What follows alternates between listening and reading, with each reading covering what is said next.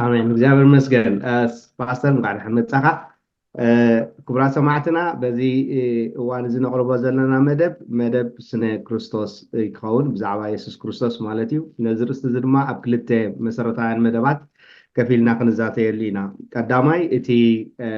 ኢየሱስ ክርስቶስ ኣብ ሕሉፍ ዘለዓለም ክሳብ እቲ ካብ ድንግል ማርያም ምውላዱን ማለት እዩ። ካልኣይ ድማ እቲ ካብ ኣብ መስቀል ምማቱን ካብ ሞት ምትንስኡን ናብ ሰማይ ምዕራጉን ኣብዚ ህሉ እዋን ድማ ኣብ የማን ኣምላኽ ተቐሚጡን መቕማቱን ኣብ መጻኢ እዋን ንዝብሉን እዮም ማለት እዩ። መሰረታውያን ኣብ ሕሉፍን ኣብ መጻኢ ንዝብል ማለት እዩ። ስለዚ በዚ መሰረት ካብ ሕጂ ንዝቕፅል ዘሎ ቪድዮታት ብዛዕባ ኢየሱስ ክርስቶስ ኢና መደብ ክንሰርሕ። ብዛዕባ እዚ ከዓ እዚ መደብ እዚ ከዓ ብተምሃሮ መፅሓፍ ቅዱስ ዝቐርብ ኮይኑ ቃል ሓቂ ዝቐርብ ኮይኑ ነዚ መደብ እዚ መልሲ ዝህበና ድማ ፓስተር ይስሐቅ ሃይለኣቢ። ፓስተር እንኳዕ ደሓን መጻኻ ወልካም። እንኳን ደሓን ፀንሐኻ ሮቤል። የቀኒየለይ ስለ ዝተዋሃበኒ ዕድል እግዚኣብሔር በዚ ምዝራብና እዚ ነቲ ሓቂ ናብ ኩሉ ከቃልዖ ከዓ ተስፋ እገብር። ቴንክ ዩ። ቀዳመይቲ ሕቶና ሎማዓልቲ ትኸውን እንታይ ትብል? ሕግን መዝሙራትን ነቢያትን ብዛዕባ ህላውነት እቲ መሲሕ ኣብ ሕሉፍ ዘለዓለም ቅድሚ ምፍጣር ዓለም ወይ ከዓ ኩልንታ ወይ ኣድማስ እንታይ እዮም ዝብሉ? ንሱ ከም ዝነበረ ህያው ከም ዝኾነ ብፍላይ መፅሓፍቲ ብሉይ ኪዳን ብሓፈሽኡ እንታይ እዮም ዝብሉ ንትብል እያ። ኣብዚኣ ንእሽተይ ቁርበ ኣቢለ ኸብል እቲ መፅሓፍ ቅዱስ ብማዕባሊ ምግላህ ወይ በቲ ፕሮግረሲቭ ሬቨሌሽን ዝበሃል እዩ ተዋሂቡ። ብኸምዚ ክወሃብ ከሎ እቲ ማዕባሊ ክበሃል ከሎ ነቲ ቀደም ዝተዋሃበ ጌጋ ስለ ዝነበሮ እቲ ዳሕረዋይ ይእርሞ እዩ ማለት ኣይኮነን። ኣብቲ ቅድም እተዋሃበ ምግላህ ሙሉእ እቲ ምኽሪ ኣምላኽ ብንጹር ስለ ዘይተዋሃበ ኣብ ርእሲኡ እናወሰኸ እናስፍሖ እናነፀሮ ዝኸይድ ማለት እዩ። ስለዚ እቲ ብዛዕባ ስላሴ ኣብ ወዲ መንፈስ ቅዱስ ኣዝዩ ንጹር ዝኾነልና ኣብቲ ናይ መደምደምታ ምግላህ እተዋሃበ ኣብ ዘመነ ሓድሽ ኪዳን ወይ ኣብ መጋቢነት ፀጋ እዩ። ይኹን ደኣ እምበር ኣብ ብሉይ ኪዳን ወይ ኣብቶም ሕግን ነቢያትን መዝሙራትን ዝኾነ ይኹን ነገር ብዛዕባኡ ዝዝረብ ኣይነበረን ማለት ኣይኮነን። ኣብኡ ዝዝረብ ንረክብ ኢና። ብዛዕባ እቲ ሕሉፍ ዘለዓለምነቱ ዝዛረብ ግና ኣዝዩ ውሕድ እዩ ክኸውን። እሱ ኣዝዩ ንጹር ኮይኑ እንረኽቦ ኣብቲ መደምደምታት ምግላህ ዝኾነ ኣብ ሓድሽ ኪዳን ኢየሱስ ክርስቶስ ባዕሉ ብመንፈስ ቅዱስ ተጠኒሱ ካብ ድንግል ተወሊዱ ኣብዚ ምድሪ እዚ ከገልግል ምስ ጀመረ ካብኡ ንድሓር እዩ ዝያዳ ነፂሩ እንረኽቦ። ስለዚ እቲ ኣብ ብሉይ ኪዳን ዘሎ ንጹር ኮይኑ ኣይክረኣየናን እዩ። እቶም ተምሃሮ መፅሓፍ ቅዱስ እንታይ እዮም ዝብሉ? ሓድሽ ኪዳን ኣብ ብሉይ ኪዳን ስውር ኮይኑ ኣሎ፣ ብሉይ ኪዳን ከዓ ኣብ ሓድሽ ኪዳን ተገሊሁ ኣሎ እዮም ዝብሉ። ማለት New Testament is concealed in the Old Testament and Old Testament is revealed in the New Testament ዝብሉ ዓይነት ዘረባ ኣለዎም። ስለዚ እቲ ኣብቲ ብሉይ ኪዳን ስውር ኮይኑ እንረኽቦ ድሓር ግን ኣዝዩ ዝነፀረ ብብርሃን ሓድሽ ኪዳን ክንሪኦ ከለና ጥራይ እዩ ንጹር ኮይኑ ዝረኣየና። ምስናይ ዝግና እቲ ሕሉፍ ዘለዓለምነቱ እኳ እንተዘይበልና ዝተወሰነ ከርእዩና ዝኽእሉ ክንጠቅስ ንኽእል ኢና። ሓደ ኣብ ትንቢት ኢሳይያስ ምዕራፍ 9 ኣብ ቁፅሪ 6 እቲ ዝመፅእ መሲሕ ብዛዕባኡ ትንቢት ክዛረብ ከሎ ሓደ ብርቱዕ ኣምላኽ ኢልዎ ኣሎ። እቲ ብርቱዕ ኣምላኽ ኢልዎ ዘሎ ኤል ገዶል ኢልዎ ኣሎ። ስለዚ ሓደ ኣምላኽነቱ ይገልፅ ኣሎ፣ ኣምላኽ ምዃኑ። እቲ ካብ እቲ ነቢ ኢሳይያስ ዝተዛረበሉ ንነጀው ኣብ መጻኢ ዝውለድ ዝወሃበና ወዲ ኣምላኽ ምዃኑ ኣብኡ ነጊሩና ኣሎ ኣብ ርእሱ ኢኻ እቲ ብርቱዕ ዝብል ቃል ገዶል ዝብል ቃል ኣሎ ገዶል ኢለ ኣለኹ ገቦር ክብል እየ ቅሬታ እቲ ገቦር ኢልዎ ዘሎ ኣዝዩ ብርቱዕ ዝብል ሓሳብ እዩ ዘለዎ ስለዚ ኣምላኽነቱ ኣብኡ ተነጊሩ ኣሎ ስለዚ ቀፂሉ ክዛብ ክገልጾ ከለኻ ኣቦ ዘለዓለም ኢልዎ ኣሎ እቲ ኣቦ ዘለዓለም ኢልዎ ዘሎ ዘለዓለምነት ንገዛእ ርእሱ እውን ካብኡ ከም ዝምንጩ እዩ ዘርኢ ማለት እዩ ስለዚ ኣብ ሕሉፍ ዘለዓለም ይነብር ነይሩ እዩ ጥራሕ ዘይኮነስ እቲ ዘለዓለምነት እውን ካብኡ ምዃኑ ዝምንጩ ኣብኡ ነጊርና ኣሎ ነዚ ከደልድሉልና ዝኽእሉ ካልኦት ተፈላለዩ መርትዖታት ከነቕርብ ንኽእል ኢና ብንጹር ግና ኣብዚ ብርቱዕ ኣምላኽ ምዃኑን ኣቦ ዘለዓለም ምዃኑን ተነጊሩና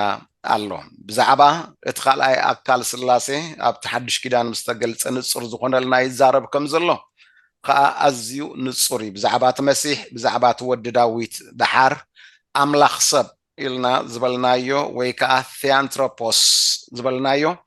ብዛዕባኡ ዝዛረብ ዘሎ ስለዚ ኣምላኽነቱ ኣብኡ ተነጊሩና ኣሎ ኣቦ ዘለዓለም ምዃኑ ከዓ ነጊሩና ኣሎ ስለዚ ኣብ ሕሉፍ ዘለዓለምነት ይነብር ነይሩ እዩ ጥራሕ ኣይኮነን ዝብለና ዘሎ እቲ ዘለዓለምነት ንባዕሉስ ካብኡ እዩ ዝምንጩ ብዘለዓለምነት እውን ኣይስፈርን እዩ ዝብለና ዘሎ ኣብ ትንቢት ሚክያስ ምዕራፍ 5 ኣብ ቁፅሪ 2 ከዓ ብዛዕባ እቲ መሲሕ ክዛረብ ከሎ ኣብ ቤትልሄም ኤፍራታ ምዃኑ ዝውለድ ክነግረና ከሎ ነቢ ሚክያስ ወይ እግዚኣብሔር ብነቢ ሚክያስ ገይሩ ምውፃኡ ካብ ቀደም ካብ ዘለዓለም እዩ ኢሉና ኣሎ ሕጂ እቲ ምውፃኡ ኢልዎ ዘሎ ካብ እናወፀ ዝግለፀሉ እታ ምውፃኡ ኢልዋ ዘሎ ብመልክዕ ዘይፍጹም ወይ ዘይክቱት ኢምፐርፌክት ተንስ ዘሎ ክኸውን ከሎ ብቐፃሊ ይወፅእ ከም ዝነበረ ብተደጋጋሚ ይወፅእ ከም ዝነበረ ይዝነግረና ዘሎ እቲ ምውፃኡ ኢልዎ ዘሎ ንኩሉ ክዓምም እውን ይኽእል እዩ ካብ ቀደም ዝብል ካብ ዘለዓለም ዝብል ግን እቲ ምውፃኡ ዝብል ዘሎ ሓደ ንኽፈጠር ፍጥረት ንኽፍጠር ከሎ ርእሱ ዝኸኣለ ኮይኑ ንዝተንቀሳቐሶ ብንጹር ክገልጽ ይከኣል ንሕና ክንሪኦ ብዝከኣለና ወይ ከዓ ኣሰር ብኣሰር ክንእስሮ ብዝከኣለና ብድሕሪኡ ከዓ ብመልክዕ ሰብ ዓይነት ኮይኑ ዝግለጸሉ ዝነበረ ኣብ ብሉይ ኪዳን ቴዎፎኒ ወይ ከዓ ክሪስቶፎኒ እናበሉ እቶም ተምሃሮ መጽሓፍ ቅዱስ ዝፅውዕዎ ንዕኡ ኩሉ እውን ከካትት ይከኣሎ እዩ ብሕፅር ብዝበለ ግና ኣብ ቤትልሄም ኤፍራታ ክውለድ ከሎ ሽዑኡ ከምዘይኮነ ንመጀመርታ ግዜ ናብ ምህላው ዝመፀ ይነግረና ኣሎ እታ ዘለዓለም ትብል ንዘለዓለምነት ትገልጽ ቃል እያ እታ ካብ ቀደም ትብል ቃል ከዓ ቀደም ትብል እያ እሞ በቲ ቅዲ ኣፀሓሕፋ ማዕረ ማዕረ ወይ ከዓ ፓራሌሊዝም ዝበሃል ኣፀሓሕፋ ዕብራይስጥ ተፃሒፉ ስለ ዘሎ ክልቲኡ ንሱ እዩ ዝነግረና ዘሎ ስለዚ ካብ ዘለዓለም ኣትሒዙ ካብ እግዚኣብሔር ኣቦ ተፈልዩ ክልለ ዝከኣሎ እንተና ማለት distinguishable personality ከም ዝኾነ ወከም ዘለዎ እዩ ዝነግረና ዘሎ ኣብኡ ከዓ ክነግረና ከሎ ማለት እዩ ስለዚ ካብቶም ነቢያት እዚኣቶም ጥራይ ክልተ ክጠቅስ እየ ማለት እዩ ካብ መዝሙራት ንዝብል ንእሽተይ ክጠቅስ እንተደኣ ኮይነ ከምዚ ንዘለዓለምነት ዝገልጽ ምናልባሽ ዘይክኸውን ይኽእል እዩ ንሕሉፍ ዘለዓለምነት ኣብ መዝሙር 110 ኣብ ቁፅሪ 1 ጎይታ ንጎይታይ ንጸላእትኻ መርገጽ እግርኻ ክሳዕ ዝገብሮም ኣብ የማናይ ተቐመጥ በሎ ኢሉና ኣሎ እቲ ጎይታ ተተርጉሙ ዘሎ ኣብቲ ትግርኛና ካብ ዕብራይስጢ ንግሪክ ተተርጎመ ትርጉምቶም ሰብዓ ዝበሃል ወይ ሰብትዋጅንት ዝበሃል ስለተተርጎመ እምበር እቲ ያሃዌ ዝበሃል እዩ ስለዚ እግዚኣብሔር ክትርጎም ተገብኦ ከምቲ ተዘውቲሩ ኣብ ብሉይ ኪዳን ተዘውቲርዎ ዘሎ ንእግዚኣብሔር ኣቦ እዩ ዝጠቕሶ ዘሎ ንጎይታይ ክብል ከሎ ከዓ ለኣዶናይ እዩ ዝብል ዘሎ ሕጂ እቲ ለኣዶናይ ኢልዎ ዘሎ ኣብዚ ዳዊት ብመንፈስ ከም ተዛረበ ኢየሱስ ክርስቶስ ነጊሩና ኣሎ ኣብ ማቴዎስ 22 ቁፅሪ 44 ንድሓር ዘሎ ነጊሩና ኣሎ ብመንፈስ ቅዱስ ከም ተዛረበ ኣብ ማርቆስ ምዕራፍ 12 እውን ልክዕ ከምኡ ካብ ቁፅሪ 26 ንድሓር ዘሎ ብመንፈስ ከም ተዛረበ ነጊሩና ኣሎ ስለዚ መንፈስ ቅዱስ እናርአዮ ኣብ መንጎ ክልተ ኣካላት ዝርርብ ክግበር ከሎ ከም ዝሰምዐ እዩ ዝነግረና ዘሎ ዝርርብ ከም ዝሰምዐ እሞ ኣብቲ ምኽሪ ዝርርብ እቶም ክልተ ኣካላት ከም ዝኣተወ እዩ ዝነግረና ዘሎ እዚ ንባዕሉ ነቢ ምዃኑ እዩ ዘርእየና ነቢ ክብል ከሎ ኣብ ምኽረይ ዝወዓለ ኢሉ እዩ ትኻል ኣምላኽ ዝብሎ እሞ መንፈስ ቅዱስ ተሳለሳይ ኣካል ስላሴ ኣኽኢልዎ ወይ ከዓ ከኣሊ ገይርዎ ኣብቲ ምኽሪ ኣቦን ወድን ኢልና ዳሕራይ ኣብ ዘመነ ሓድሽ ኪዳን ፀዊዕናዮም ዘለና እቲ እግዚኣብሔር ተባሂሉ ዘሎ ያህወን እቲ ኣዶናይ ተባሂሉ ዘሎን ኣብ መንጎ ክልቲኦም ዝርርብ ከም ተገብረ እዩ ዝነግረና ዘሎ ኣብዚ ንእሽተይ ጥቕስ ኣቢለዮ ክሓልፍ ዝደሊ እቲ ኣዶናይ ዝብል ቃል ጉንዲ ቃል ኣለዎ ኣዶን ዝብል እዚ ኣዶን ዝብል ጎይታ ኣስተናባሪ ቤት ኣመሓዳሪ ስድራ ቤት ወይ ንሓደ ዓብይ በዓል ስልጣን ወይ ሃብታም ኣብ ትሕቲኡ ኮይኑ ኣብ ልዕሊ ካልኦት ከዓ ተሸይሙ ዘስተናብር ወይ ዘመሓድር ወይ ዘዋፍር ዘስምዕ ሓሳብ እዩ ዘለዎ እዚ ኣዶን ዝብል ቃል እዚ ኣብ ብሉይ ኪዳን ኣስታት 330 ግዜ ኣቢሉ ተዘውቲሩ ኣሎ ካብዚኣቶም 30 ግዜ ጥራይ ዝኾኑ እዩ ንእግዚኣብሔር በዚ መፀውዒ መዓርግ ኣምላኽ ወይ መፀውዒ መዝነት ኣምላኽ ኮይኑ ተዘውቲሩ ዘሎ ኣቲ ኣዶን ዝብል እቶም ናብ 300 ኣቢሎም ዝኾኑ ግና ንሰባት ንኻልኦት እውን ክገልፅ ተዘውቲሩ ዘሎ ኣብቲ ብሉይ ኪዳን እቲ ኣዶን ዝብል ቃል ብድሕረ ጥብቆ ኣይ ዝብል ምስተለቀቦ ከዓ ኣዶናይ ዝበሃል ይኸውን ማለት እዩ እቲ ኣዶናይ ዝበሃል ቃል እቲ ኣይ ዝብል እሞ ነቲ ንዝነበረ ና ክኸውን ገይሩ ይ ከዓ ክልቀቦ ዝገበረ ንምንታይ እዩ ተለቂብዎ ዝብል ካብ ትመበቆሉን ኣትሒዞም ተምሃሮ መጽሓፍ ቅዱስ ብዙሕ ዝርርብ ይገብሩሉ እዮም ዝተፈላለዩ ሓሳባት ከዓ ክገልጹ ፈቲኖም ኣለዉ ሓደ ካብቲ ክገልጽዎ ዝፈተኑ እቲ ድሕረ ጥብቆ ዘሎ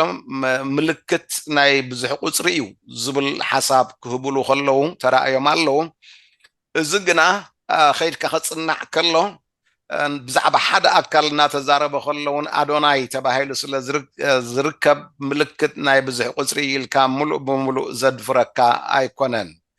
ካልእ ግና ተዋሂብዎ ዘሎ እቲ ናይ ካልእ ገዲፈ ሕፅር ኣቢለ መግለፂ ናይ ዕዘት እዩ ዕዘት ወይ ከዓ ኢንተንሲፊኬሽን ሕጂ እቲ ጉንዲ እቲ ቃል ተኣዶን ዝብል ቃል ጎይታ ኣመሓዳሪ ኣስተናባሪ ኣብ ልዕሊ ካልኦት ስልጣን ዘለዎ ዝብል ትርጉም ዘለዎ ከምቲ ዘለዎ ኮይኑ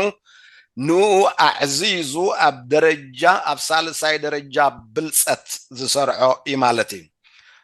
ማለት ኣብ ዲግሪ ኦፍ third degree of superlative የደይቦ ማለት እዩ እዚ እቲ ሓደ ዝወሃቦ ትርጉም እቲ ትክክል ትርጉሙ ኢለ ዝብሎኻ ኣነ ንሱ እዩ እሞ ጎይታ ኩሉ ልዑል ጎይታ ኣዝዩ እምብዛ ልዕል ዝበለ ጎይታ أبلعلو خلو ملؤ ملك زلوا قويتا لعلاوي قويتا زي سمع حساب يزلوا إزي أدوناي زبهال قال إزي أبولي كيدان أستات 400 49 جزء أبيلو أبولي كيدان وفيرو الله كابزياتهم كأ بفلاي 315 زخونو مستي يهوه እግዚአብሔር ዝትርጎም ይሃወ ተታሒዙ ኣሎ ሕጂ ምስኡ ክትሓሓዝ ከሎ እቲ ይሃወ ዝብል መፀውዒ ስም እቲ ኣዶናይ ዝብል ከዓ መግለፂ መዓርግ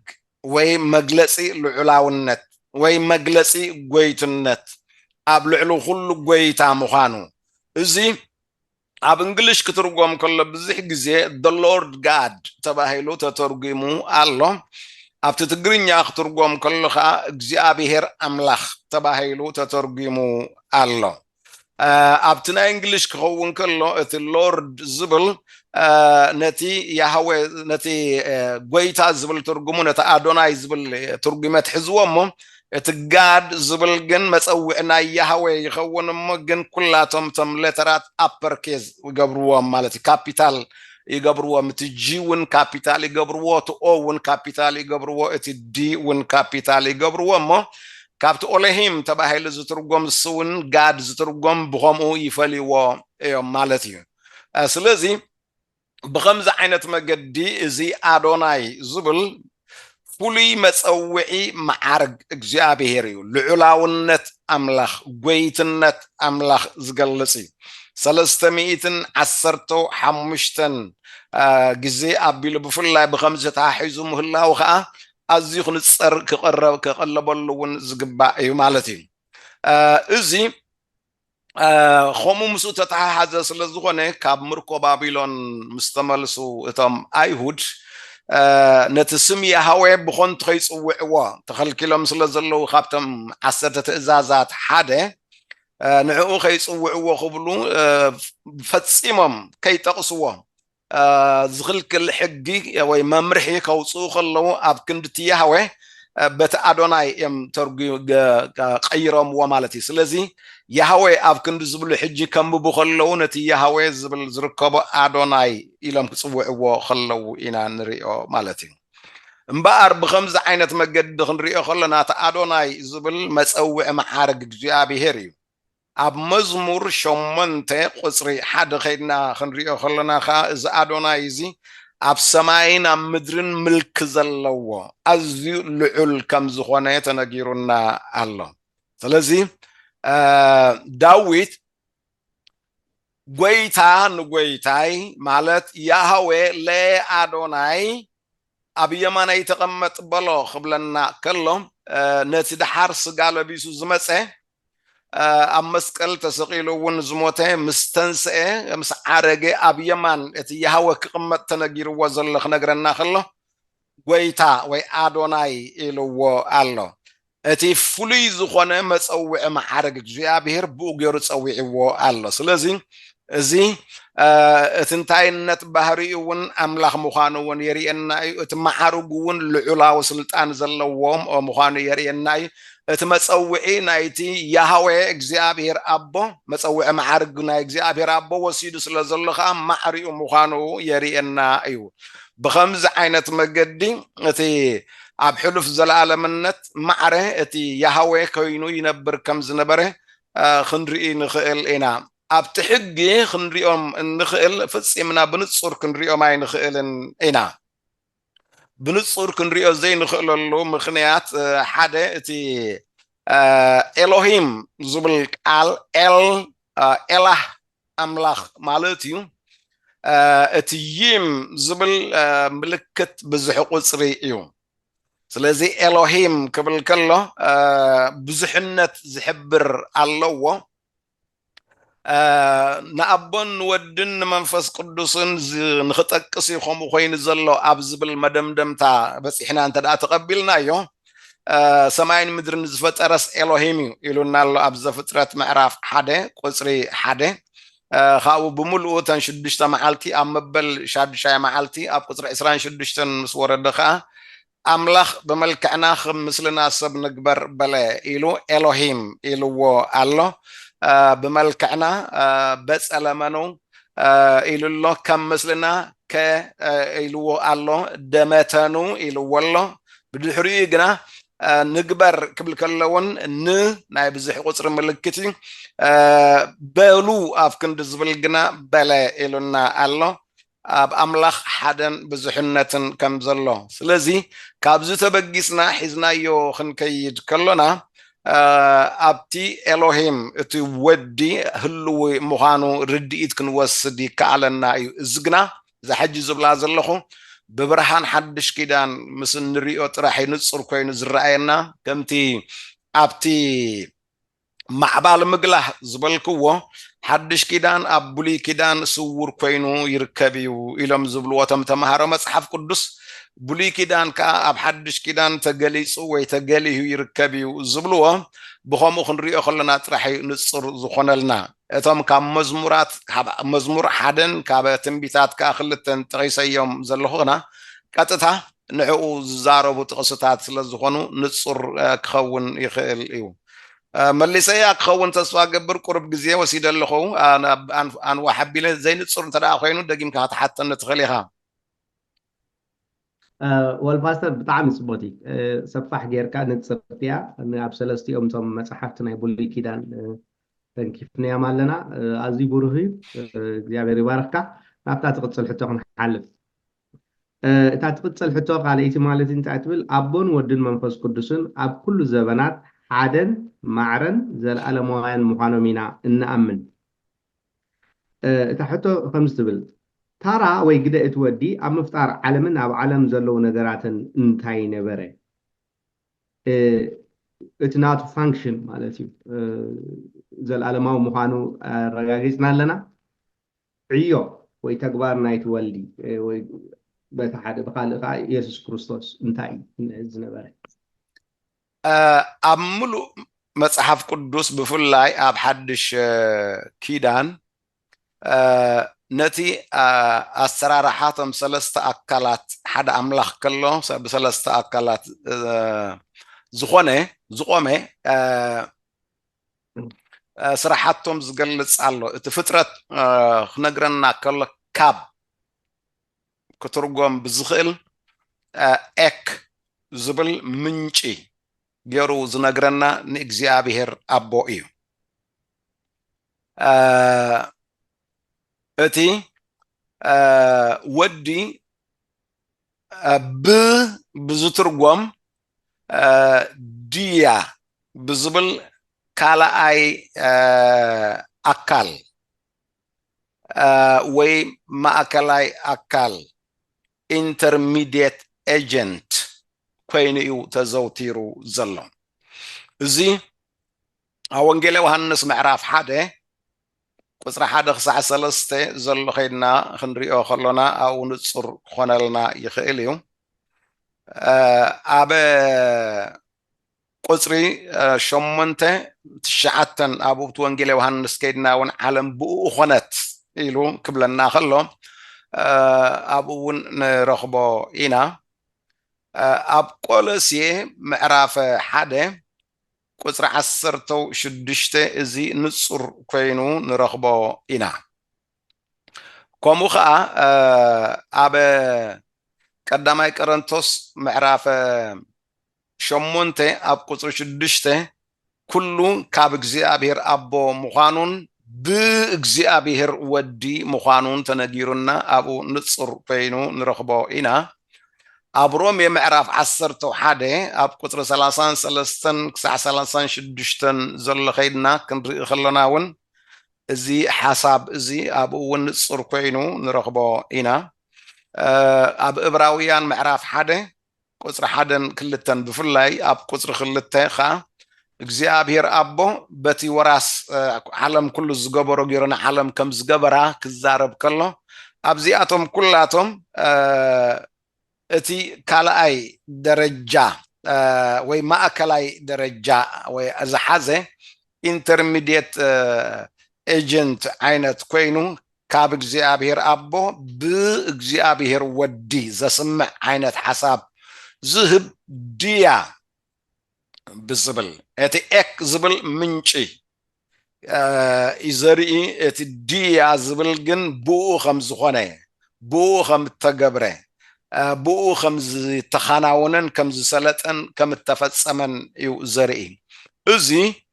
ኣብቲ ምፍጣር ዓለም ጥራሕ ዘይኮነ ኣብ ሙሉእ እቲ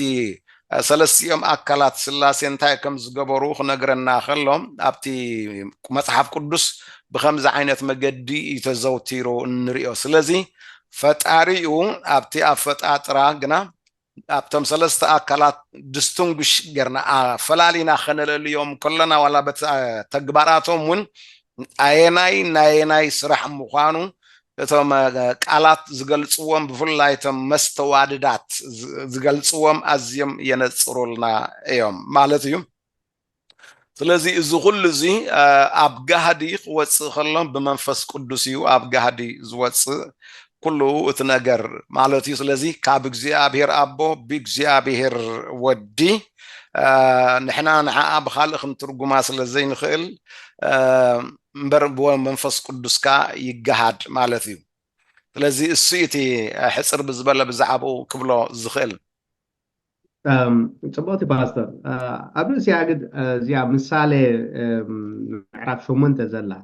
ኣብኣ ብዛዕባ ጥበብ ከም ዝተናእደ ይዛረብ ከይዱ እቲ ሕጥመት ፅሑፍ ኣብ ቁጥሪ 30 ክበፅሕ ከሎ እንታይ ኢልዎ ኣሎ ሽዑ ሰራሕተኛ ኮይነ ምስኡ ነበርኩ በየዕለቱ ሕጉሶ ኩሉ ግዜ ከዓ ኣብ ቅድሚኡ ሕጎስ ነበርኩ ትብል ሕጂ እዛ ፅሕፍቲ እዚኣ ብዛዕባ ጥበብ እኳ ትዛረብ እንተኾነት ብዛዕባ ናይ የሱስ ክርስቶስ ድያ ዋላ እንታይ እዚኣ ከተብርሃል እዚ ክፍሊ ፅሑፍ እዚ ኣብቲ ታሪክ ኣመሓባበላ ምህሮ ስላሴ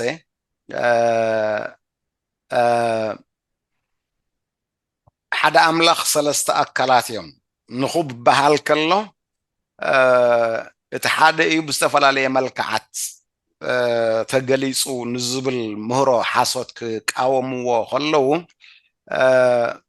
ብዙሕ ግዜ ተጠቒሞምሉ ነይሮም እዮም ምስ ተጠቐምሉ ድሓር እቲ ናይ ሓደ ኣምላኽ ብሰለስተ መልክዓት ተገሊጹ ዝብል ዋን ኣምላኽ ሲቲ እንታይ እዮም ዝብልዎ ዝነበሩ ሞናርኬ እዮም ዝብልዎ ኣርኬ ማለት ሓለቓ ቀንዲ ዝብል ሓሳብ እዩ ዘለዎ ሞኖ ዝብል ቃል ብቅድሚኡ ምስ ተለቀቦ እቲ ሞኖ ከዓ በይኑ ንሱ ጥራይ ስለዚ ሞናርኪያኒዝም ዝብል ሓደ በይኑ መራሕን ገዛእን ተቆጻጻርን ዝብል ሓሳብ እዩ ዘለዎ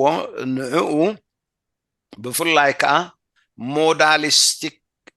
ሞናርኪያኒዝም ክበሃል ከሎ ሓደ ከሎሲ ብሰለስተ መልክዓት ወይ ብሰለስተ ኣገባባት እተገልጸ ዝብል ሓሳብ እዩ ዘለዎ ነቶም ተሓለቕቲ ናይቲ ምህሮ ስላሴ ከዓ ያ ኣይፋሉን እዎ ሓደ ኣምላኽ እዩ ግን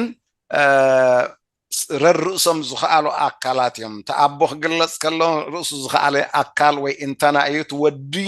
ርእሱ ዝኽኣለ ኣካል እዩ እንተና እዩ መንፈስ ቅዱስ ከዓ ርእሱ ዝኽኣለ ኣካል እንተና እዩ ዝብል ሙጉት ኣልዒሎም ድሕሪ ነዊሕ ምክርኻር ኣብ 267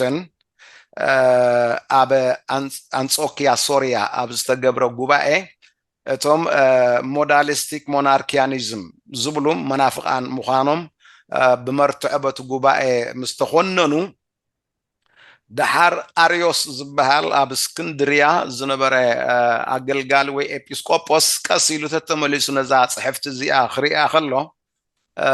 እሞ እዚ ጥበብ እዚ ፍጡር እዩ እምበኣር እቲ ወዲ ካብ ኣቦ ይንእስ እዩ ዝብል ከምዚ ሕጂ ጀሆቫዊትነስ ዝብልዎ ዘለዎ ዓይነት ሓሳብ ሒዙ ግን እዛ ፅሕፍቲ እዚኣ ብዛዕባ ክርስቶስ ኣይኮነትን ትዛረብ ነቲ ጥበብ እንተናዊ ዓይነት ልብሲ ኣልቢሱ ዳ ይዛረብ እምበር ብዛዕባታት ጥበብ ኣምላኽ ሓደ ካብቶም መለለይ ባህርያት ኣምላኽ ሓደ ካብቶም ኣትሩቢት ኣምላኽ ዝኾኑ ጥበብ ኣብ ሓድሽ ኪዳን እውን ብተደጋጋሚ እንረኽቦ እቲ ጥበብ ሓደ ካብቲ መለለይ ባህሪኡ ዳ እምበር ጥበብ ጥራይ እዩ ተባሂሉ ካልእ ዘይብሉ ብጥበብ ዝፅዋዕ ኣይኮነን እቲ እንተና ኢየሱስ ክርስቶስ ስለዚ ብመሰረቱ እቲ ክምጉቱ ከለው ክቅርብዎ ከለው ተጠቃቅሞም ካብቲ ትክክል ትርጉሙ ቁርብ ምጥጥ ኣቢሎም እዮም ተጠቂሞምሉ ንሽዑ ንክምጉቱ ረርእሶም ዝኻለ ኣካላት እዮም ንኽብሉ ሓጊዝዎም እዩ እቲ ዳሕራይ ሒዝዎ ዝመፀ ተንቀሳቃሲ በይኑ ልዑላዊ ገዛኢ ዘስምዕ ዓይነት ሓሳብ ዘለዎ ዳይናሚክ ሞናርኪያኒዝም ዝብል ኣርዮስ ሒዙ ምስ መፀ ግን ብዙሕ ናዕቢ ክለዓል ምክንያት ካብ ዝኾነ ክፍሊ ፅሑፍ እዩ ስለዚ ነዚ ከም ጥበብ መለለይ ባህሪ ወይ ኣትርቢት ናይ ኣምላኽ ዳ እምበር ጥበብ እቲ ኣካል ወይ እቲ እንተና ካልኣይ ኣካል ስላሴ ባዕሉ ከም ዝኾነ ጌርካ ምውሳዱ ትክክል ኣይኮነን ንሱ እቲ ጌጋ ዘምፅኦ ከዓ ኣብ ቀዳማይ ቆሮንቶስ ምዕራፍ 1 ጥበብ ኣምላኽ ንሱ እዩ ኢየሱስ ክርስቶስ እዩ ዝብል ሓሳብ ንረክብ ኢና ኣብኡ እቲ ነቲ ጥበብ ምስኡ ተሓሒዞም እዮም ከምኡ ክትርጉምዎ ፈቲኖም ዝነበሩ ግን ነዚ ምሳሌ ምዕራፍ 8 ዘሎ ካልኣይ ኣካል ስላሴ ምባል ቁርብ መምጣጡ እዩ ካብቲ እተኣመመ ትርጉሙ መጢጥካ ዘይተኣመመ ትርጉም ምሕዛል እዩ ከምኡ ዝመሰለ ክግበር ከለካ ዘይተደለየ ሳዕቤናት ሃጓፍ ነቲ ክርስትናውን ብቐሊሉ ክጥቃዕ እዩ ዝገብር ስለዚ ክድምድማ ከለኹ ንዓኣ እቲ መለለይ ባህሪ ናይ ኣምላኽ ካብቶም መለለይ ባህርያት ብዙሓት ኩሉ ዝፈልጥ እዩ በዓል ጥበብ እዩ ቅዱስ እዩ ጻድቕ እዩ እናበልና ንብሎም ሓደ ካባታቶም እያ ማለት እዩ ኣባቲ ብጣዕሚ እዚኣ ጠቃሚት መብርሂት እያ ኩሉ ግዜ ኣነ ብካሊእ እየ ዝርዳእ ነይረ ንእግረ መገዲ ኣቅሪበያ ኣብቲ ሕቶታት እውን ኣይለኣኩልካ ግን ኣምላኽ ባረካ ናብታ ሳልሰይቲ ቀፂላ ትቐርብ ሕቶና ክንከይድ ኢና ንሳ ከዓ እንታይ ትብል ኢየሱስ ክርስቶስ ቅድሚ ሰብ ኮይኑ ምውላዱ ኣብ ስጋ ምሕዳሩ ማለት እየ ኣብ ፅሑፋት ብሉይ ኪዳን ብግሉፅን ብዘይግሉፅን ይገሃድ ነይሩ እዩ ብዛዕባ እዚ ምግላፅ እዚ ቁርብ መብርህ ክትበና ማለት እትዮም ኣብ ብሉይ ኪዳን ዝገሃደሎም ዝነበረ ዝተፈላለየ መልክዓት ወይ ከዓ እንተናታት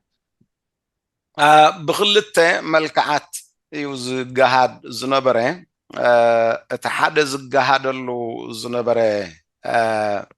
መልኣኽ እግዚኣብሔር ወይ ከዓ መልኣኽ ያህዌ ብዝብል ዝፅዋዕ እዩ ማለት እዩ እዚ ቅድሚኡ እውን ዋላ ክግለፅ ዝኽእል እዚ እውን ንዑ ዝምልከት ይክበሃል ዝከኣል እንተኾነ ብፍላይ ግና ንፁር ኮይኑ ንረኽቦ ኣብ ዘፍጥረት ምዕራፍ 16 ንኣጋር ክገሃደላ ከሎ እዩ ኣብኡ ካብኡ ጀሚሩ ካብኡ ዝጀመረ ብቐፃሊ ክሳዕ ዘካርያስ ምዕራፍ 3 ቁፅሪ 1 ክሳዕ 3 ዘሎ ኣብ ብሉይ ኪዳን ተደጋጊሙ ረኺብናዮ ኣለና ንኩላቶም ኣብዚ ሕጂ ኣይክንዝርዝሮምን ኢና ተላኢኹ ስለ ዝመፀ መልኣኽ ይብሎ ኣብ ርእሲኡ ግና ኣብቲ ስዕብ ሓረግ ወይ ኣብቲ ቅድሚ ስዕብ ጥቕሲ ወይ ኣብ ቅድሚኡ ብዘሎ ጥቕሲ እግዚኣብሔር ወይ ያህዌ ከዓ ይብሎ ስለዚ እናገላበጠ መልኣኽ እግዚኣብሔር መሊሱ ከዓ እግዚኣብሔር ኢሉ ፀዊዕዎ እንረኽቦ እሱ ተኻልኣይ ኣካል ስላሴ ኢየሱስ ክርስቶስ እዩ እግዚኣብሔር ኣቦ ለኣኺ እግዚኣብሔር ወዲ ከዓ ከም መልኣኽ እግዚኣብሔር ኣምላኽ ኮይኑ ተላኣኺ መልኣኽ እተባሃለሉ ምክንያት ተላኢኹ ስለ ዝመፅእ እዩ ኣምላኽ ወይ እግዚኣብሔር ተባሂሉ ያህወ ተባሂሉ ዝፅዋዓሉ ምክንያት ከዓ እግዚኣብሔር ስለ ዝኾነ እዩ ካብቶም ካልኦት መላእኽቲ ዝተፈለየ ስለ ዝኾነ እዩ ማለት እዩ ስለዚ ብከምዚ ዓይነት መገዲ ብተደጋጋሚ ኣብ ብሉይ ኪዳን ንረኽቦ ኢና ካልእ ተገሊፁ ንረኽበሉ ነዚ እንታይ ኢሎም እዮም ዝፅውዕዎቶም ተምሃሮ መፅሓፍ ቅዱስ መልኣኽ እግዚኣብሔር መልኣኽ ያህዌ ፍሉጥ እዩ እዚ ኣብ መፅናዕቲ ስነ ክርስቶስን ኣብ መፅናዕቲ ምህሮ ስላሴን ኣብ ርእሲኡ ከዓ እንታይ ኢሎም ዝፅውዕዎ እዮም ክሪስቶፎኒ ወይ ከዓ ቴዎፎኒ ኢሎም እውን ዝፅውዕዎ እዮም ማለት እዩ ቴዎ ማለት ቴዎስ ማለት ኣምላኽ ማለት እዩ ፎኖስ ማለት ከዓ ምግሃድ ወይ ምግላፅ ማለት እዩ ስለዚ ቴዎፎንስ ማለት ኣብ ብሉይ ኪዳን እግዚኣብሔር ክግለጽ ከሎ ተኻላይ ኣካል ስላሴ ዝገሃደሉ ዝነበረ መገድታት ዝገልጽ እዩ ክሪስቶፎኒ ክብሉ ከለዉ ብቲ ናይ እንግሊሽ ከዓ እቲ ክርስቶስ ቃል ናይ ግሪክ ትቅቡእ ማለት እዩ ፎኖስ ዝብል ከዓ ከምዚ ሕጂ ዝበልክዋ መቃይርቲ ገሮም እዮም ዝጥቀምሎም እቶም ተምሃሮ መፅሓፍ ቅዱስ መልኣኽ እግዚኣብሔር ተባሂሉ ይፅዋዕ ነይሩ እዩ ማለት እዩ ኣብ ርእሲ እዚ ግና ካልእ ዝግለጸሎም መገድታት እውን ነይሮምዎም እዮም ከም ሰብ ኮይኑ ይግለጽ ከም ሰብ ኮይኑ ይዛረብ ከም ሰብ ኮይኑ ግብሪ ይገብር እዚኣቶም ከዓ ክሪስቶፎኒ ዝበሃሉ ኮይኖም ብፍላይ ግና አንትሮፖሞርፊዝም ብዝብል መፀውዒ እዮም ይፅዋዕ ማለት እዩ አንትሮፖስ ማለት ሰብ ማለት እዩ ሞርፌ ማለት ከዓ መልክዕ ማለት እዩ ስለዚ ብመልክዕ ሰብ ዝገሃደሉ ንኣብነት ኣብ ቤተ አብርሃም ከይዱ መግቢ ዝበልዓሉ ዓይነት መገዲ ማለት እዩ ንቤተሰብ ሲምሶን ከይዱ ከም ነቢ መሲሉ ዝተረኣየሉ እሞ ዝተሰወረሉ ከማቶም ዝኣመሰሉ ዝግለጸሎም ኣለው ብደረጃ ስምዒት ናይ ሰብ ክግለጽ ከሎ ኢድና ኢድ ዓይኒ እዝኒ እግሪ እናበለ ክዛረብ ከሎ ንሕና ደቂ ሰብ ስለ ዝኾንና ብቋንቋ ሰብ ከዓ ስለ እንዛረብ ንዓና መልእኽቲ ከም ሓላልፈልና ናብቲ ደረጃናን ናብቲ ደረጃ ርድኢትናን ደረጃ ፍህመትናን ወሪዱ ብኸምኡ ዓይነት መገዲ ከም ተዛረበና ንኸርኢ እዩ ብኸምኡ አንትሮፖሞርፊክ ወይ ከዓ መልክዐ ሰብ ምስለ ሰብ ክንብሎ ንኽእል ኢና ነቲ ቃል ንዕኡ ክንትርጉሞ እንተደኣ ኮይና ማለት እዩ ብከምዚ ዓይነት መገዲ ይግለጽ ከም ዝነበረ ኢና ንርኢ ካብ ዘፍጥረት ጀሚርና ብፍላይ ግን ካብ ዘፍጥረት ምዕራፍ 16 ጀሚርና ብሙሉኡ ንሪኦ ንሱ እዩ ቅድሚኡ እውን ኣይግለጽን ነይሩ ማለት ኣይኮነን ዝያዳ ዘየማትእ መልኣኽ እግዚኣብሔር ኢሉስ መሊሱ እግዚኣብሔር እናበለ ዝብለሉ ንረኽቦ ማለት እዩ ጽባቴ ፓስተር ኣብ ርእሲሲ ምዛን ክልተ ብክልተ መልክዓት ክግለጽ ፀኒሑ እንዲና ክንብል ፀኒሕና እቲ ኣብ ምዕራፍ 14 ንኣብርሃም ዝተገልጸሉ መልከ ጸዲቅ እንታይ ዓይነት መልክዕ እዩ እቲ መልከ ጸዲቅ መን ምዃኑ ኣይንፈልጥን ኢና እዚ ኣብ ዘፍጥረት ምዕራፍ 14 አብርሃም ንወዲ ሓዉ ንሎጥ ካብ ምርኮ ምስ ኣምለሶ ክምለስ ከሎ ንጉስ ሶዶም መፂኡ ንኣብርሃም ዝተዛረቦ ክዛረቦ ከሎ ብድሕሪኡ መፂኡ ወይንን እንጌራን ሒዙሉ ዝመፀሞ አብርሃም ከዓ ካብቶም ዝነበርዎ ዕሽር ዝሃቦ ንሱ ከዓ ንኣብርሃም ዝባረኾ ንጉስ ሳሌም እውን ተባሂሉ ዘሎ ካህን ልዑል ኣምላኽ እውን ተባሂሉ ተፀዊዑ ዘሎ እዩ ማለት እዩ እዚ ሰብኣይ እዚ ኣብኡ ምስ ተጠቕሰ ብድሕሪኡ ድሕሪ 1000 ዓመት እዩ ኣብ መዝሙር 110 ቁፅሪ 1 ጀሚሩ እቲ ዳዊት ጎይታ ንጎይታይ ኣብ የማነይ ተቐመጥ ንጸላእትኻ መርገጽ እግርኻ ክሳዕ ዝገብሮም ኣብ የማነይ ተቐመጥ በሎ ምስ በለ ከም መልከ ጸድቅ ዝኾነ መዓርግ ዘለዎ ክህነት ክህቦ ምዃኑ ኣብኡ ተነጊሩ ዘሎ ተጠቒሱ ረኺብና ያለና ድሕሪ 1000 ዓመት ካልኣይ ግዜ ማለት እዩ ካብዚ መዝሙር ድሕሪ 1000 ዓመት ካብቲ ዘፍጥረት 14 ግን ድሕሪ 2000 ዓመት ከዓ ኣብ ዕብራውያን ተጠቒሱ ንረኽቦ ማለት እዩ ስለዚ እዚ መልከ ጸድቅ እዚ ክልተ ሰለስተ ትርጉማት ተዋሂብዎ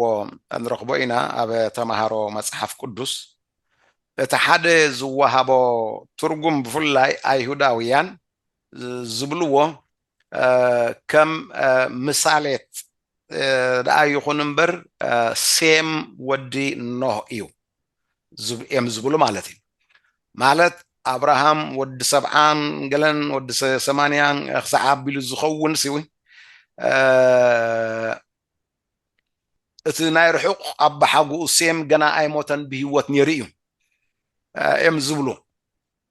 سلازن السي مسي باريخ هو زبلي مالتي አይሁዳውያን እዚ ትርጉም እዚ ይሕዝልዎ እዮም ነቲ ዓመታት ተፀብፂብና እዮ ሴማ ክሳዕ ሽዑ ከምዘይሞተ ድሕሪ አብርሃም ኳዳ ድሕሪ ሞት አብርሃም ኳዳ ከምዝሞተ እቲ ዓመታት ፀብፂብካ ክረጋገፅ ይከኣል እዩ ነቶም ክንደይ ዓመት ከም ዝፀንሐ ሴም ዝዛረብ ድሕሪ ማያሂ ካብኡ ከዓ ሴም ወዲ ክንደይ ምስ ኮነ ንመን ከም ዝወለደ ንያፌት ከም بدحري خاص خا دحر خندي مسكون خمس ولد صبصيب كان ابراهام كا ود خندي يصبصبي فهمت مهاره مصحف قدس يصبصب ويم ስለዚህ ድሕሪ ሞት አብርሃም ከም ዝሞተ ክረጋገጽ ይካኣል ብሓቂ ሴም ድዩ ንዝብል ግን ሕቶ ይለዓለሉ ማለት እዩ ካልኣይ ዝወሃቦ ትርጉም እዚ መልከ ጸዲቅ ሳሌም ትበሃላው ዝነበረት عد دحراي يروساليم تبعلت يروس مالت موراس مالت يو أبقى نجيسو زنبره كم كهن كأز نبره لك أخمتي إيوب ون أبتجزي أب زمن أبراهام كم زنبره يزغل صرنا أملا خزفرو سباسي بزن بتن يرميم إيوب كم زنبره نسوخ أبتجزيتي خم زنبره سبعة إيو أمو كم ምሳሌ ወይ ከዓ ታይፕ ክርስቶስ ጌርካ ተጠቂሱ በትስሙ በመውሳድ ኢሎም ዝህብዎ ትርጉም እዩ ነዚ ትርጉም እዚ ዝገጥሞ ፀገም ኣብ ዕብራውያን ምዕራፍ 7 ሕጅውን ካህን ኮይኑ ንዘለዓለም ይነብር ከም ዘሎ ተነጊሩ ስለ ዘሎ እዩ ማለት እዩ ካልኣይካ መጀመርታ ወለዶን መወዳእታ ወለዶውን የብሉን ንዝብል ኣው ስለ ዘሎ እዩ ማለት እዩ ነቲ ሴም እውን ተመሳሳሊ ከምኡ እዩ ዝገጥሞ ማለት እዩ እቲ ሳልሳይ ዝወሃቦ ትርጉም ንኢየሱስ ክርስቶስ እዩ ከም ካህን ኮይኑ ተገሊጹ ልክዕ ከምቲ ቀደም ዝግለጸ ዝነበረ ዝብል እዩ ነዚ ዝገጥሞ ፀገም ከዓ ከምቲ ናቱ መዓርግ ክህነት ኮይኑ ካህን ከም ዝኸውን ይዛረብ ክልተ ኣካላት ከም ዝኾኑ ገሪ ኣብቲ መዝሙር ጠቂስዎም ዘሎ ኣብቲ ዕብራውያን እውን ክልቲኦም ካህናት ኮይኖም ይነብሩ ከም ዘለው እዩ ጠቂስዎም ዘሎ ማለት እዩ ራብዓይ ተወሰኑ ተማሃሮ መጽሓፍ ቅዱስ ክብልዎ ዝስማዕ መንፈስ ቅዱስ ተሳልሳይ ኣካል ስላሴ እዩ ዝብል እዩ ካህን ይልምን ከም ዝኾነ ምእንቲ ተም ህዝቡ ኣብ ዕብራውያን ተነጊሩና ኣሎ ምዕራፍ 7 ቁጽሪ 25 ልክ እዚ መንፈስ ቅዱስ ከዓ ምእንቲ ህዝቡ ይልምን ምዃኑ ኣብ ሮሜ ምዕራፍ 8 ቁጽሪ 26 27 ተነጊሩ ኣሎ ካብዚ ተላዒሎም እቲ መንፈስ ቅዱስ እዩ ዝብሉ ኣለው ስለዚ እዚ ሰለስቲኡ እዚ በሃሊው ኩሉ ከዓ ተቃውሞውን ይገጥሞም ማለት እዩ ስለዚ ርግፀኛታት ኣይኮንና ነቲ መጽሓፍ ቅዱስ ብንጹር እዚ ይኽሳዕ ዘይበለና እቲ መጽሓፍ ቅዱስ ክሳዕ ዘየነፅሮ ክነነፅሮ ኣይንኽእልና እንተደኣ ነፂርናዮ ከዓ ክነነፅሮን ተፈቲና ከዓ ክንጋገዝ ዘሎና ተኽእሎ ዓቢ እዩ ዝኸውን ስለዚ ቀደምቶም መቕናዕቲ ከም በዓለ ጆን ካልቪን ዝኣመሰሉ ዝብልዎ ዝነበሩ መጽሓፍ ቅዱስ ትም ክብል ከሎ ትንበል እዮም ዝብሉ ማለት እዩ بدحريو زمسلك حسابات كتب مفتان كاب تحقي أصبق مرحاق أيو سلازي في تاريخ بيت كريستيان زم حج زبل قوام 4 زي استبحالو علو كلاتهم صبغ زمسل حساب علوهم أنصارهم كزرب دجز خفت دخوم قنتات كعلوهم ስለዚህ ነዚኦም ኩሎም ተቂስና መን ምዃኑ ኣይንፈልጥኒና ኢለ ክገድፋኤ ዝደሊት መጽሓፍ ቅዱስ ብግልፂ ስለዘይበሎም ክኒኡ ተዘይከድኩ ንዓይ ጽቡቕ እዩ ንዝሰምዑ ዘበሉ ኩላቶም እውን ከምኡ ማለት እዩ ኦኬ ጽባቲ ባስተር ብዙሕ ተባሂረላ ኣለኹ مستازلاتنا جزء حنتي سفح أرستي خن جمرعنا على معلتي إناس فينا عن زارة بلا قرب جزء سلزة لوانا جد مستي جزء عكينا حنت رابعي تفتح قتلين انت أتبل حدا كابتوم أبولي كيدان بزعبات مسيح تنجرم زلو تنبيتات إتي أب دانيال معرف شعاتي خاب حدا خصاب إسرائيل شعات تنزلو إيو مالتي بزعبات سفيح عمتاتن عمتات زشفن جزين مخطفات حدش مقابلنتاتن زحازة صحف زي مزي زلنا جزي بزمتن غيركا مبرهيك تبعنا ازي اتي ازي سفيح ስለዝኾነ እቲ ሓሳቡ ሕጂ ትንክፍ ተበልናዮ ምናልባሽ ኣብ መንጎ እንጥልጥል ኣቢልና ክንገድፎ ኢና ግን ተመሊስና ንመፅኦ እንተደኣ ኮይና ንእሽተይ መእተዊ ብዛዕባኡ ክህብ እየ ማለት እዩ ቅድም እስራኤላውያን ናብ ምርኮ ባቢሎን ተማሪኾም ከይዶም ናብ ምርኮ ባቢሎን ክማረኹ ከለዉ ካልኦ ብዙሕ ዝገበርዎ ገበናት ነይርዎም እስራኤላውያን ክብል ከለኹ እቲ ደቡባዊ መንግስቲ ኣይሁድ ማለት እየ ነገደ ይሁዳን ነገደ ቢንያምን እዮም ናብ ምርኮ ባቢሎን ክማረኹ ከለዉ ብሰሪ ሓጢኣቶም ብሰሪ ግህሰቶም እዮም ተማሪኾም ካብቲ ዝገሃስዎ ግህሰት ሓደ ምብዓል ሰንበት ነታ ምድሪ እዩ ኣምላኽ ኣብ ዘለዋውያን 25 መምርሒት ወይ ሕጊ ሂብዎም ኣሎ ነታ ምድሪ 6 ዓመት ሕረስዋ መበል 7ይ ዓመት ግን ሰንበት ተብዕል ከይተሓርስዋ ኢልዎም ባልጊ እንተውፅእውን ነቲ ባልጊ እውን ከይትቕንጥብዎም ከብትን ድኻታት ከዓ ዝቕርሙለው ተደኣ ኮይኖም ንሳቶም ይቐርምዎ ኢሉ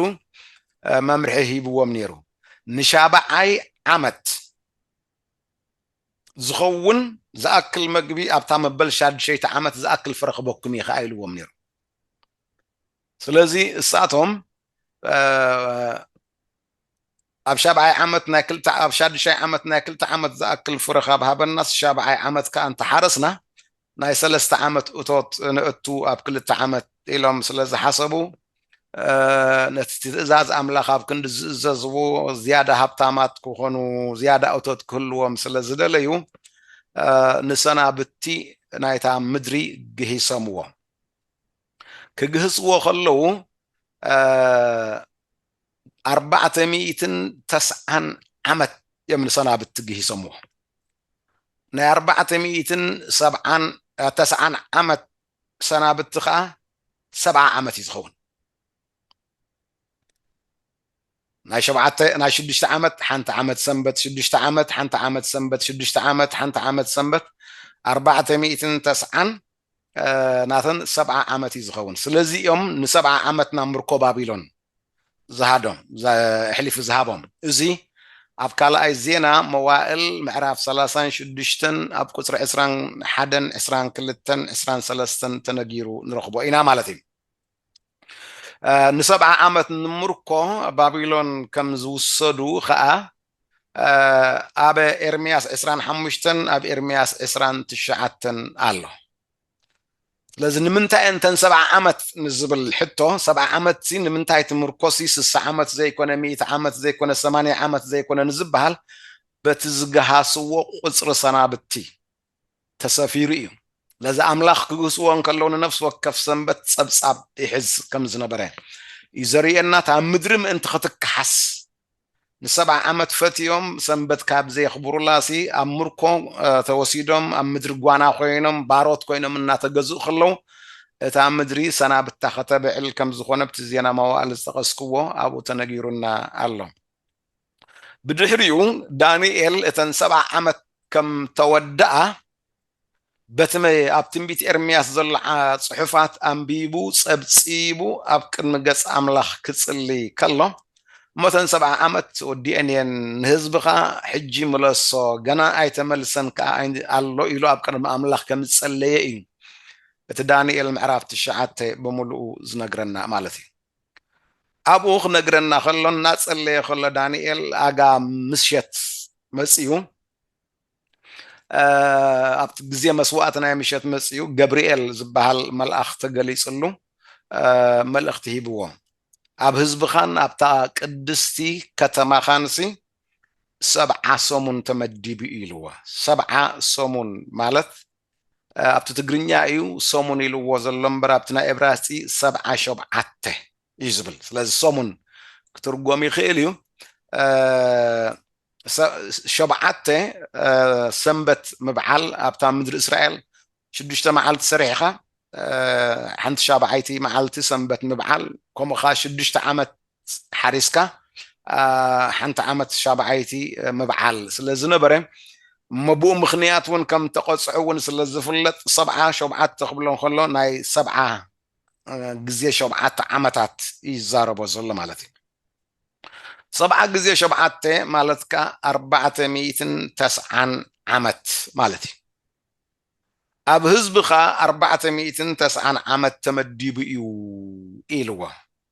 እዚ ኣብ ህዝብኻ 490 ዓመት ዝተመደበሉ ኣብቲ ቁፅሪ 25 ናይ ዳንኤል ካብቲ የሩሳሌም ምስ ኣደባባያታ ክትህነፅ እያ ዝብል ቃል ካብ ዝወፅእ ኣትሒዙ ክፅብፅብ ነጊርዎ ኣሎ ሕጂ ኣብ መፅሓፍ እዝራን ኣብ መፅሓፍ ነሄምያን ከይድና ክንሪኢ ከለና ብዙሓት ኣዋጃት ብንጉስ ከም ተኣወጁ ንፈልጥ ኢና ኣብዚ ዝጠቕሳ ዘሎ ብፍላይ ግና ኣብ ነሄምያ ምዕራፍ 2 ዘላ ነታ ኣደባባይ ክሃንፅ ነሄምያ ፍቓድ ነቲ ንጉስ ሓቲትዎ ፍቓድ ምስ ሃቦ ካብታ ግዜት እያ ዝብለና ዘሎ ማለት እዩ እታ ግዜት እያ ከዓ ኣብ ወርሒ ኒሳን ኢሉና ኣሎ ስለዚ ወርሒ ኒሳን ካብ መጋቢትን ካብ ሚያዝያን እትወስድ ወርሒ እያ ቀደም እቲ ቋንቋ ናይ ኣራማይስጢ ከይሪ ረዓምዎ ከለዉ እስራኤላውያን ኣቢ ወርሒ ኣቢ እያ ትበሃል ዝነበረት ሕጂ ግና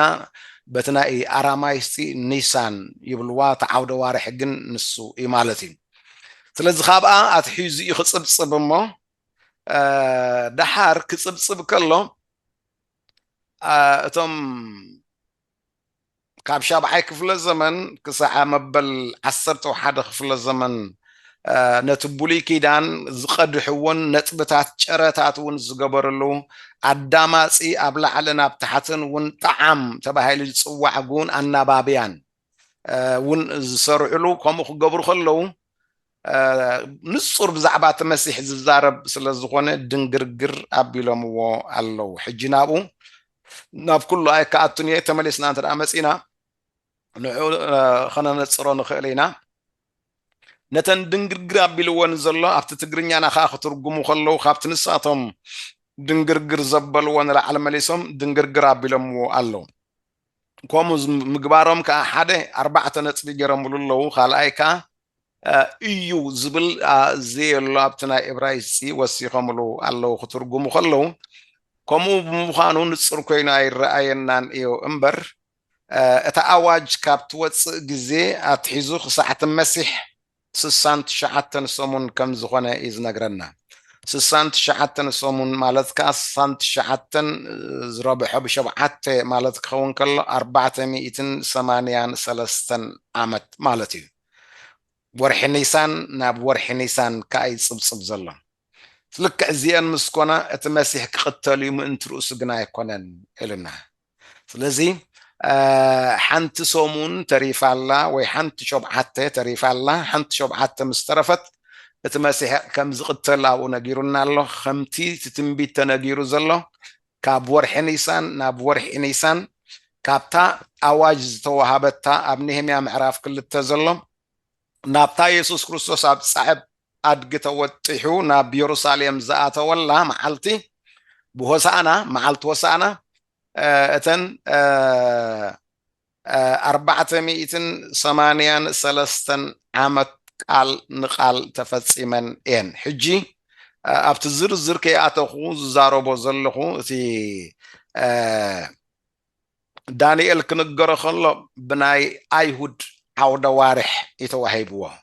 بناي إسرائيلاويان ويناي أيهود عود وارح كان نفس وكف ورحي 3 معلتي زلوا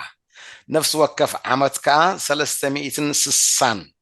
معلتي زلوا مالتي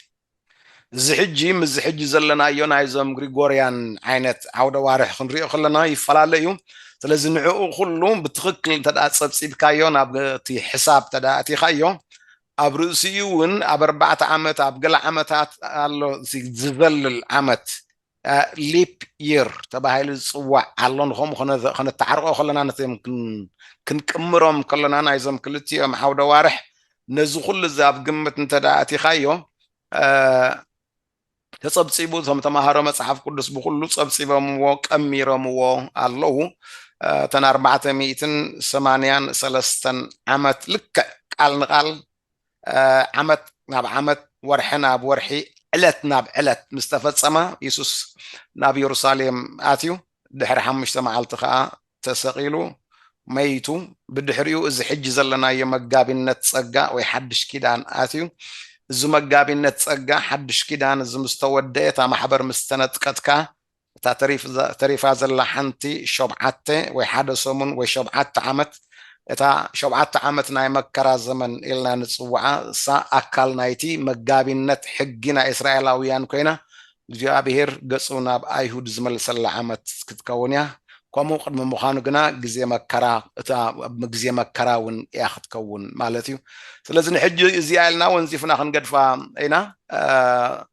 ክንፅር ዘለዎ ሓሳብ ደጊምካ ካብቲ ካልእ ግዜ መደባትና ክትሓተን ትኽእል ኢኻ ብጣዕሚ ፅቡቅ ፓስተር እያ ዝሓሰብክዋ ርእስቲ እሰኣ ነይራ ምክንያቱ እቲ ሓድሽ ኪዳን ኣብፂሕና ኣለና እታ ርእስቲ ተዘራሪብና ሓድሽ ምግላህ ዘበን ሓድሽ ዘበን ሓድሽ ኪዳን ምውላድ ናይ ኢየሱስ ክርስቶስ እዩ ማለት እቲ ቀንዲ ኣርእስትና ካብኡ ስለ ዝኸውን ንሕጂ ንዝኸውን ንዝርርብና ፅቡቅ ጌርካ ከይድካ ኣብፂሕካና ኣለካ እግዚኣብሔር ይባረክካ ናይ ሎሚ ዘለና መደብ ኣብዚ ወዲእና ኣለና ኣብ ዝቅፅል ግን ካብኣ ተበጊስና ነዛ ርእስቲ ዝተንከፍካያ ብካልእ መልክዕ እውን ከነምፅኣ ኢና ግን ኣብ ናይ ኢየሱስ ክርስቶስ ምውላዱ ንዝብል ካብኡ ትሒዝና ንኣይሁዳውያን ዝነበሮ ተስፋ ሓደ ኣይሁዳዊ ብፍላይ ርእስቲ እዚኣ ብኣ ክንጅምር ኢና ኣብ ድመፅእ ዘሎ ምውላድ ናይ ኢየሱስ ክርስቶስ ናይቲ መሲሕ ንሓደ ብፁዕ ኣይሁዳዊ እንታይ ዓይነት ስምዒት ወይ ከዓ ተስፋ ይፈጥረሉ ከም ዝነበረ ኣቢልና ጀሚርና ናብ ናይ ኢየሱስ ክርስቶስ ምውላድን ዝተረፈ ርእስታትን ክንዘራረብ ኢና ወይ ተባረካ